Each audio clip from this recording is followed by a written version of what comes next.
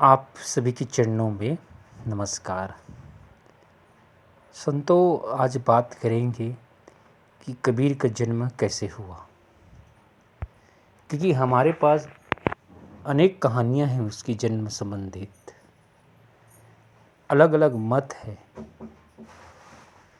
दोस्तों, इस पर बात करना बहुत ही ज़रूरी है क्योंकि यह चैनल जो कबीर दर्शन चैनल है वो कबीर से संबंधित ही एक चैनल है जिस पर वास्तविकता को लाना है।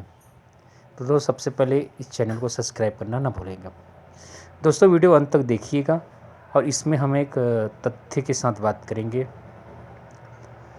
दोस्तों, कबीर के जन्म के बारे में उनके कई पंथ है, कई वर्ग है, जहाँ पर एक शोध के माध्यम से बात किया जाता है, एक पंथ से रिलेटेड, संप्रदाय से रिलेटेड बात किया जाता है। तो कहीं इस पर पीएचडी होते हैं तो उनका शोध जो होता है वो अलग ढंग से होता है। और हम विकिपीडिया देखते हैं, गूगल में देखते हैं, तो जन्म से रिलेटेड अनेक कहानियाँ हैं। एक कहानी के अनुसार, जिसमें अधिकतर उसके पंथ से रिलेटेड है, कि कबीर प्रकट हुए थे सरोवर में। लहड़ताला जो तालाब है उसमें वो प्रकट हुए थे, कमल फूल के पत्ते में वो प्रकट हुए थे। ये को उसके पंथ संप्रदाय के अनुसार प्रकट हुए थे। दोस्तों, अगर इस दृष्टि को आज वर्तमान जो भारत चल रही है, एक मॉडर्न युग चल रहा है, क्या इसको कोई यकीन करेगा? एक शिक्षित व्यक्ति तो कभी ये इसको यकीन नहीं करेगा, क्योंकि आज एविडेंस तक साइंटिफिक के आधार पे बात किया जाता है, एक वैज्ञानिक पहलू के आधार पे बात किया जाता है। और ये वैज्ञानिक पहलू में कहीं क्योंकि कोई प्रकट हो ही नहीं सकता आज के युग में। हम जानते कबीर मानव के रूप में आए थे, तो ऐसा कुछ चमत्कार वाली बात ही नहीं हुआ है। तो क्या इसको यकीन किया जा सकता है? दोस्तों, अगर ऐसा नहीं हुआ है तो क्या ये लोग जो कह रहे हो ये केवल कहानियाँ हैं? क्या बढ़ा चढ़ा के बताया गया है?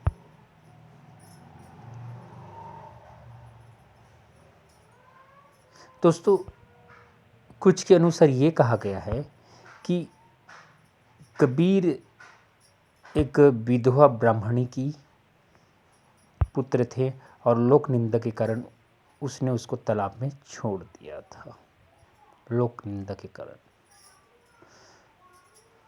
अब दोनों कहानी में अगर वैज्ञानिक दृष्टिकोण देखा जाए तो इसको तो हजम किया जा सकता है कि एक विधवा ब्राह्मणी की वो एक संतान था।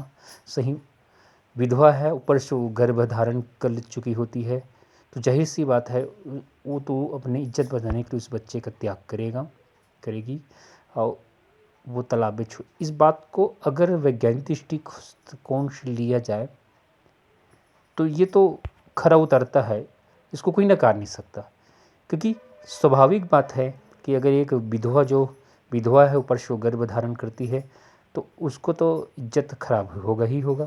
स्वाभाविक बात है, हम कई सारे उदाहरण देखते हैं कि लोग लाज के कारण कई लोग बच्चे को त्याग देते हैं, तो इसको एक स्वीकारा जा सकता है। लेकिन अगर ऐसा है तो भी उसके पंथ वाले रूठ जाएंगे। दोस्तों, फिर क्या है उसकी कहानी?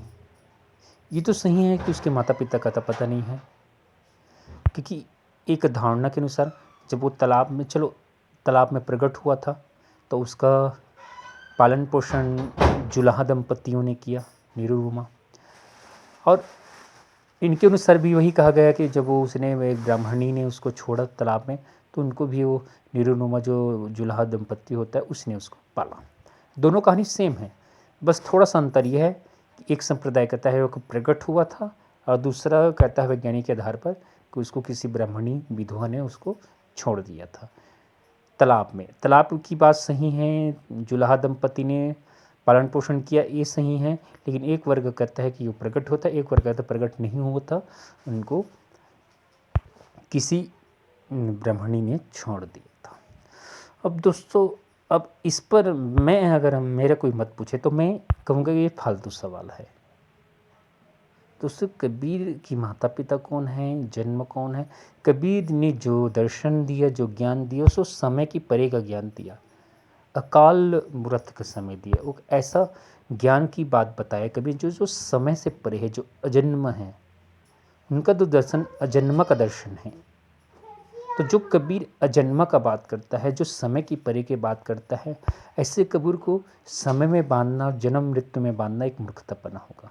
कबीर कैसे जन्म लिया था, इस बहस को छोड़कर हम आगे बढ़े और कबीर ने क्या कहा, क्या क्या इस पर, क्योंकि कबीर का जो पूरा दर्शन खड़ा हुआ है अजन्म अविनाशी, अजन्म अविनाशी अमृत के बारे में कहा गया है कि वो परब्रह्म परमात्मा जो अजन्मा है, वो समय की परे की बात करता है, कभी अकाल की बात करता है, जिसको काल छू नहीं सकता, समय की परे की बात करता है।